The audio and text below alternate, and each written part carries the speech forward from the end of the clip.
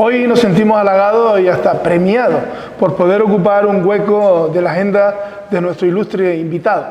Los que conocemos de qué va esto no podemos obviar el ajetreo de una agenda de un político en primera línea. Y si resulta ser el presidente del gobierno regional, pues apaga la luz y vámonos. Agradecer al equipo de comunicación de Presidencia el haber hecho posible que el mostrador en Canal 4 Televisión esté aquí y en especial al propio presidente, Ángel Víctor Torres Pérez, por aceptarnos. Gracias, presidente, y buenos días. Gracias a ustedes, un abrazo fuerte.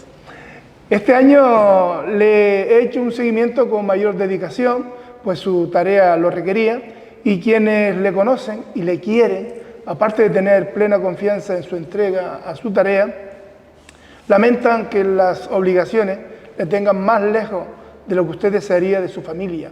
¿Cómo ha logrado subsistir con esa ausencia, presidente? Porque hay gente en casa que es comprensiva, porque si no es imposible, ¿no? Es verdad que tienes que renunciar a muchísimo tiempo con ellos, que además, como saben todos, tengo un chiquillo pequeño y me gustaría poder sentir y vivir más su crecimiento y cómo se va haciendo más grande, pero estamos en la cosa pública, así me conoció también mi mujer, y estamos en una etapa de final de legislatura intensa, después de 4 años complicados, y ellos son los baluartes para tirar adelante, porque en el fondo me apoyan, ¿no? Aunque querrían que estuviese más tiempo con ellos, también apoyan lo que realizo, ¿no? En la hoja de presentación de Presidencia nos apuntan su misión, su visión y los valores. Destaco en la visión que desea conseguir que Canarias se convierta en referente de buen gobierno que trabaja para las generaciones presentes y futuras de la sociedad canaria. Finalizando la legislatura, ¿qué nos dice de esa visión? ¿Han estado en el camino y a la altura?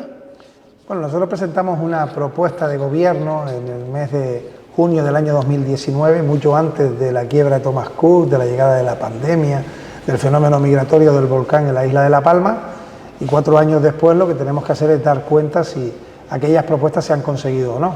Queríamos una Canarias mejor, más justa, con una redistribución de la riqueza, con menos paro, con jóvenes que tuviesen más oportunidades, con una educación que fuera más inclusiva, con leyes que protegieran el medio ambiente, y 4 años después tenemos educación de 0 a 3 años, tenemos una ley contra el cambio climático, tenemos la posibilidad de inversión como nunca en el ámbito sanitario, más docentes y más personal sanitario que nunca, con cerca de 10.000 contrataciones. Le hemos dado la vuelta, por suerte, por fortuna y también por justicia social, a los datos de la dependencia, y lo más importante, aunque es obvio que nos cuesta más llegar a final de mes la vacuna, más importante es el empleo, ¿no? Y hoy tenemos más personas trabajando en Canarias que nunca, ¿no? Y ese era el objetivo que nos planteábamos.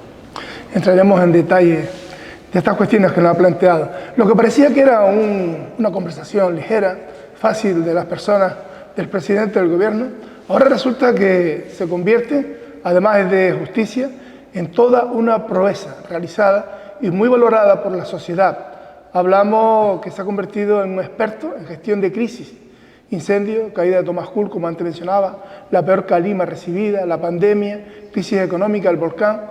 ¿Se ha sentado usted solito y ha sacado cuenta de lo vivido, presidente? No, solo no me he sentido nunca, ¿no? Porque siempre que había una adversidad, ahí estaba toda la sociedad canaria, pues trabajando y peleando para sobreponerse, ¿no? Ahí están los datos de la pandemia, ¿no? Esta es la legislatura de la pandemia, así se va a conocer para siempre, y por tanto las listas de espera y las demoras que eran prioritarias pasaron al segundo plano, porque lo que había que hacer era salvar vidas. Y Canarias es la comunidad que, lamentando todos fallecidos, pues tiene menor número de fallecidos por COVID de toda España, de acuerdo a su población, a 100.000 habitantes, ¿no? Y creo que ahí se hizo una labor clave y esencial en la etapa en la que salvar vidas eran 2 palabras que se han convertido en 2 términos en mayúsculas, ¿no? Junto a ello, siempre que ha habido una adversidad, siempre, desde el primer caso de COVID, que fue en Canarias, el cierre del hotel en el mes de febrero del año 2020, ese fenómeno migratorio en el verano de ese mismo año, la crisis económica, 19 puntos menos de PIB en el año 2020, el volcán de la isla de La Palma, el 19 de septiembre del 21, siempre ha habido una sociedad canaria que ha estado más que a la altura, ¿no? Hoy, cuando vemos que tenemos empleo, cuando vemos que tenemos cifras históricas de llegada de turistas, cuando sabemos, estamos aquí semanas donde va a haber puentes en mayo, junio, julio, datos magníficos para esos meses y los futuros, pues uno se siente pues, tranquilo en el sentido de que hemos superado esas adversidades. Pudo haber sido de otra manera, ¿no? Pero por suerte esta es una sociedad valiente que se enfrenta a las situaciones que son negativas y que lo hace con orgullo, que es lo que yo defiendo. Una Canarias que se sienta orgullosa de su fortaleza, que lo haga sin complejo, sin lloriqueo, sin lamentar su realidad, sino mejorándola, y creo que eso es lo que hemos logrado, ¿no? Tenemos que poner en la mesa y en valor que este presidente comparte gobierno en coalición y que son 4 fuerzas políticas. Hablamos de un área que sabemos que le preocupa y que queda un trabajo por hacerse. Se ha avanzado en las malas cifras de ejecución de la ley de dependencia y se ha reforzado el escudo social. ¿Qué valoración nos hace al respecto y qué le parece la noticia del Instituto Nacional de Estadística que la pobreza se reduce en Canarias hasta su mínimo? Que es una magnífica noticia para seguir adelante en esa tendencia, reconociendo que todavía la pobreza es un fenómeno estructural en esta comunidad. Pero hay 4 parámetros que mide ese estudio: la tasa de exclusión, la pobreza severa, la pobreza en sí misma, el riesgo en pobreza y también las dificultades para llegar a final de mes. Y en los 4 parámetros, Canarias mejora frente al año 2018, que es el último año de un gobierno que tuvo un ejercicio completo, el anterior gobierno de Canarias, y estamos en todos esos datos mejor que entonces, y entonces no había ni pandemia ni crisis económica, ni tampoco turística, ¿no? Incluso si vamos al año 2014, que es el primer año donde se dan los datos, en la media de todos esos parámetros también tenemos mejores datos que entonces, y eso es lo que tenemos que hacer. Creo que ha sido fundamental que tengamos un ingreso canario de emergencia, que se adelantó un ingreso mínimo vital, que el salario mínimo interprofesional haya aumentado a niveles mucho más dignos, que las pensiones se cobren acorde a lo que es la carestía de la vida y que haya gobiernos progresistas que, frente a otros, que lo que hicieron fue abaratar el despido y crear mucho más desequilibrio entre los que más tenían y los que más necesitaban. Hay gobiernos ahora, como el de España y el de Canarias, que se han centrado justamente en ese sector de la población con más necesidades, ¿no? Eso es lo que se le pide a un gobierno progresista.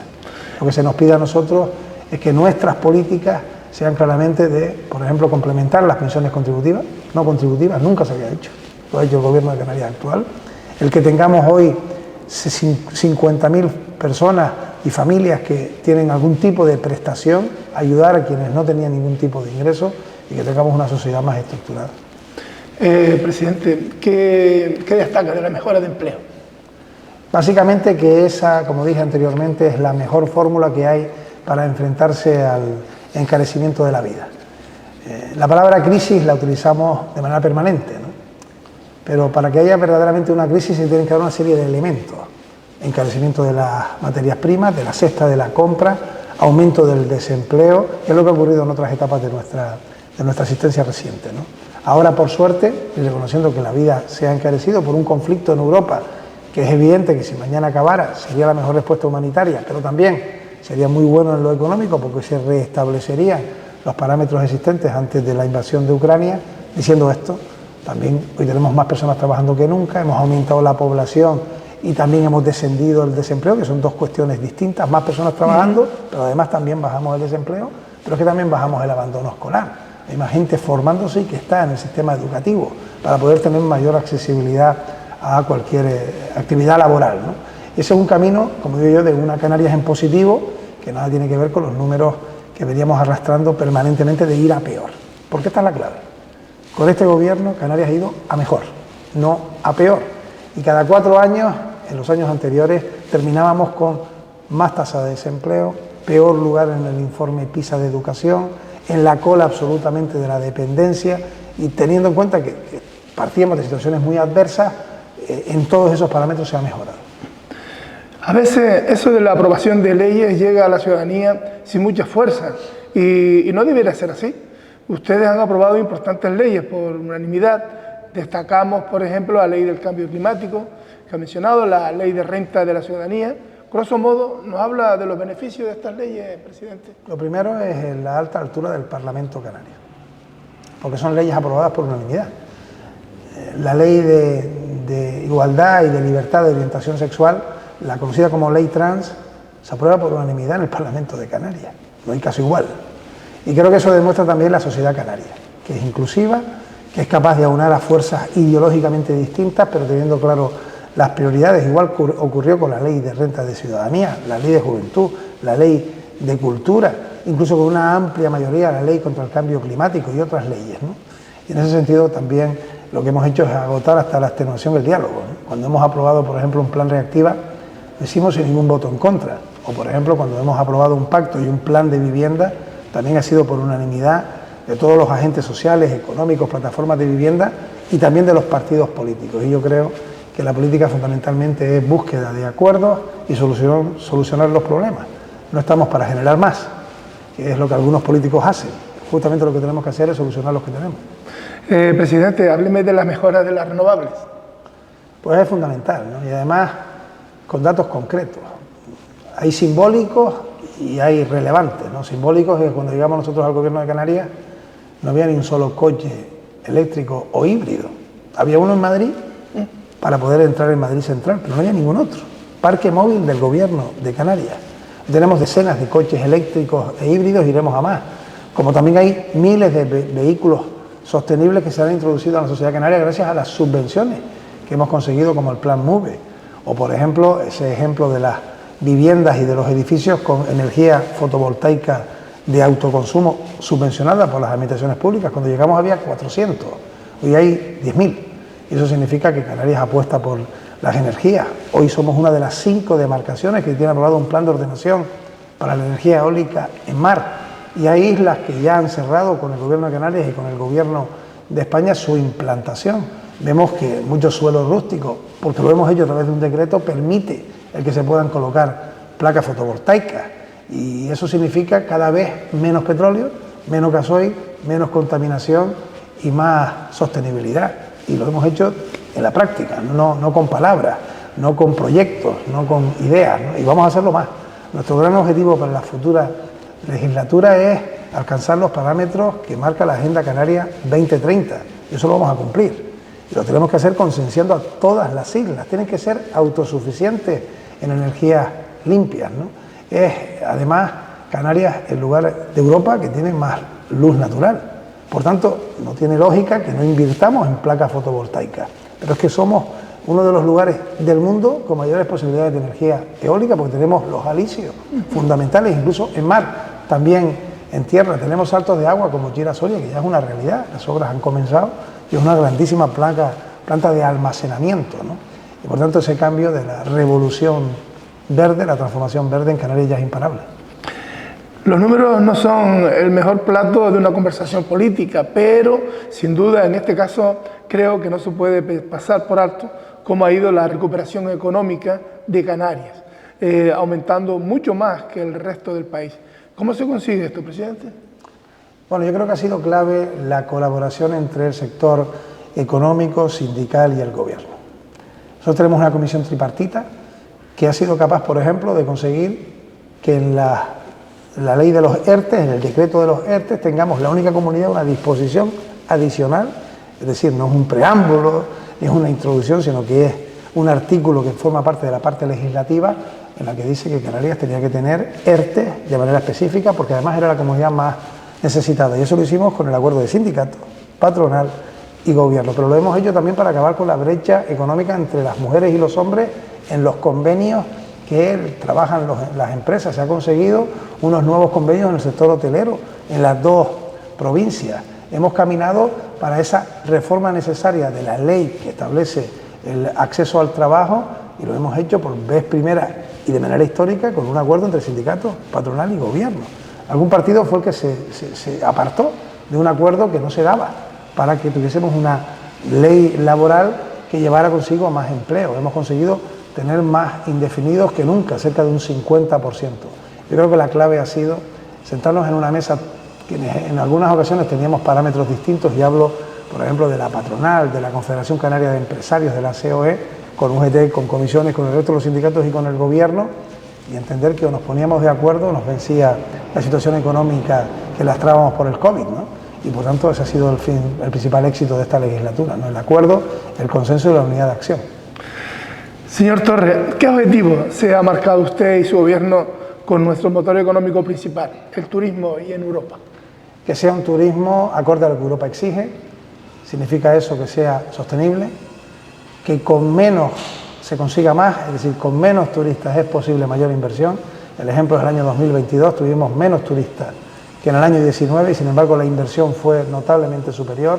Hay quien dice que fue por la inflación llegó a un máximo de un 10%, los ingresos turísticos han sido de un 20%, sin inflación hubiésemos aumentado también un 10%. Eso significa un turismo de calidad, concienciado, con mayores recursos económicos, que busca un destino seguro en lo sanitario, también en el resto de cualquier ámbito que tenga que ver con la seguridad, y Canarias seguirá siendo, no por la climatología, que es fundamental y única en el mundo, o la gastronomía, que también lo es, sino por sus infraestructuras y lógicamente también por sus parámetros de igualdad, un lugar que tiene y va a tener un turismo que va a crecer en inversión, aunque eso signifique consigo que tengamos menos turistas. Eso es posible conseguirlo porque ya lo hemos hecho en el 22.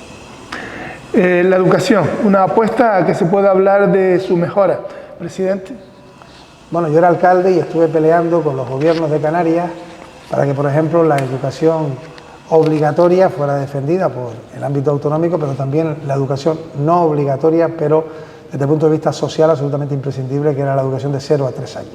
Sigue siendo una educación no obligatoria, pero es que hay madres y padres que no tienen dónde poner y tener a sus hijos si no tienen recursos económicos. Y hasta ahora no había ni una sola plaza pública y gratuita por parte del Gobierno de Canarias en los colegios. Y con este Gobierno actual y con fondos que vienen de Europa, del Gobierno central y propios, ya esto es absolutamente una realidad que no tiene marcha atrás. ¿Qué significa esto? Que cada año tendremos más aulas con niños de 0 a 3 años para completar esa educación y que ninguna familia pueda decir que no tiene dónde poder tener a su hijo escolarizado porque no tiene recursos económicos. Eso hace que el niño se forme antes, en lo que va a ser una realidad durante años, que es convivir con otros niños, aprender de ellos, formar su personalidad. Eso además es justicia, sobre todo con las madres, que son, o las abuelas, que son las que hasta ahora se ocupaban de esos hijos cuando sus padres tenían que ir al trabajo, o una sangría económica de cientos de euros cuando tenías que tener esos niños en las escuelas infantiles privadas, ¿no? Yo creo que es una de las grandes medidas que hemos podido llevar a la práctica, de las que me siento más orgulloso, ¿no? Presidente, la sanidad en España está siendo reivindicativa en la mayoría de las comunidades autónomas por sus carencias y necesidades. En Canarias, ¿en qué estado nos encontramos y qué nos dice usted de la situación actual? ¿Mejorará en Canarias? Tenemos que mejorar, lógicamente, la respuesta sanitaria. Hay que reducir las listas de espera para una prueba diagnóstica, para una operación, para una consulta, para una atención en atención primaria. Hay que bajar la demora. O sea, que no solamente es quienes están esperando, sino que el tiempo que esperen sea menor. Pero también tengo que reconocer que durante la pandemia todo se frenó. Es decir, bajaron las listas de espera y las demoras porque la gente no iba a operaciones no urgentes, porque estaban confinados, porque había que vacunarse, había que trabajar el COVID. Y ahí Canarias hizo muy bien su trabajo. La prueba está en que es la comunidad indiscutible que tiene los mejores parámetros de salvar vidas con respecto al COVID. A partir de ahí, todas las comunidades prácticamente aumentaron, una vez que se ha superado el COVID, las listas de espera y la demora, porque se abrieron las puertas y por tanto hay que colocar en horas pues muchísimas operaciones, visitas y atenciones que quedaron en un segundo lugar porque no eran urgentes, y el gran objetivo es, superada la pandemia, bajar esas listas de espera y esa demora, ¿no? Hay datos importantes porque, por ejemplo, Canarias, que aumenta la demora, lamentablemente, las listas de espera, y otras comunidades que lo aumentan muchísimo más que Canarias, aunque es verdad que Canarias ya arrastraba un peor lugar, y ese será un objetivo fundamental. Para eso, ¿qué hay que hacer? Seguir contratando personal. Hemos contratado 7.000 sanitarios. Si mantenemos la estructura y además la hacemos crecer con la inversión pública que nos ha llegado, fundamentalmente con fondos europeos, para que tengamos, por ejemplo, tratamiento contra el cáncer en Fuerteventura, Lanzarote, helicópteros que también han sido ahora sacados a licitación, que por ejemplo no tengan que ir a la Candelaria, a los Herreños y los Gomeros, porque ya tienen resonancias magnéticas en sus islas, porque no lo tenían. Estoy convencido que la siguiente legislatura será la que coloque a Canarias en la media estatal de listas de espera y de demora, como lo hemos hecho con la dependencia de la presente legislatura. Ángel Víctor Torres Pérez, presidente del Gobierno de Canarias. Se ha ganado sin duda una reputación, que no se molesten otros, que no está al uso en todos los políticos. Ser un hombre que da la cara, que no se esconde, desconociendo lo que puede recibir y que asume ponerse al frente de los problemas para tratar de resolverlos. Otros colegas suyos tienen equipos de expertos para esas tareas, presidente. ¿Va a cambiar su estilo si sigue siendo presidente? Creo que es imposible, es decir, hay dos maneras de enfrentarse a un problema, decir, este problema me puede quemar, y no hablo de incendios, hablo de cualquier problema gordo que pueda afectar en el día a día, o mi obligación es enfrentarme a ese problema, aunque pueda terminar mal, porque al final el ciudadano lo que aprecia es que tú lo intentes. Si tú lo intentas hasta el final y hay circunstancias que no están en tu mano, la gente lo va a agradecer. Cuando tuvimos el incendio de Gran Canaria, yo me coloqué al lado de los técnicos al lado mío, y dijimos la verdad a los canarios, a los gran canarios en aquel caso, en el incendio del año 2019. Podía ser una auténtica destrucción, ya no solo que lo fue del ámbito patrimonial medioambiental, sino incluso en el ámbito personal, ¿no? Y la gente eso lo apreció y salió bien. Terminó siendo milagroso el que, por ejemplo, no entrara en Inagua aquel incendio, pero la gente al final lo que vio fue que había un representante público que junto al técnico pues, se esforzaba como cualquier canario para solventar ese problema, y creo que eso es lo que realmente quieren de la clase política, ¿no? Creo que se perdona los errores si se ve que se ha puesto lo máximo para poder solucionarlo. Yo lo que hicimos con la pandemia, con el fenómeno migratorio, incluso con el volcán de la isla de La Palma, ¿no? E incluso quienes han perdido su casa me lo han reconocido. O sea, le hemos dado una respuesta habitacional. Están las casas de madera, las casas modulares. Y aunque querrían volver atrás y regresar a sus casas, que ya no existen, agradecen a lo público que hayamos podido al menos darles un techo donde vivir, ¿no? Elecciones del 28 de mayo. ¿Qué espera que ocurra y qué mensaje le da a la población canaria? Bueno, yo lo que espero es que votar es un ejercicio muy sencillo, ¿no? Dura poco. Llevas los sobres o los coges en la cabina, te acercas a la urna, depositas ahí el papel y te marchas, ¿no? Pero es grandioso ese acto, porque es un acto democrático que tenemos la suerte de hacer cada 4 años, en el que la mayoría social puede mantener, modificar o cambiar a sus representantes públicos. Yo lo que espero, y estoy convencido que así va a ser, que haya una sociedad canaria justa en el reconocimiento de quienes damos la cara y damos los datos mientras estamos en el gobierno, que lo compare con quienes han estado en otras etapas gobernando y ahora hacen promesas que no hicieron cuando gobernaron, y que también terminen concluyendo qué Canarias es la que quiere para el futuro, la que se ha construido en estos años y hacia dónde debe caminar. Yo digo claramente, entre algunos que dicen que lo que hay que hacer es bajar, por ejemplo, el IGIC, eso no va a llevar a que mejore la economía de los canarios, pero si tenemos recursos suficientes, sí que vamos a tener más colegios, sí que vamos a tener más trabajadores para darle un derecho a los que cuidan a los dependientes, sí que vamos a tener más profesionales de la sanidad, sí que vamos a tener mayores infraestructuras públicas, y eso es lo que yo creo que nos piden los canarios, ¿no? Gracias por estar en El Mostrador, Canal 4 Televisión, y desearles lo mejor en lo que resta de legislatura y después del 28 de mayo. Ángel Víctor Torres, muchas gracias. Muchísimas gracias a ustedes.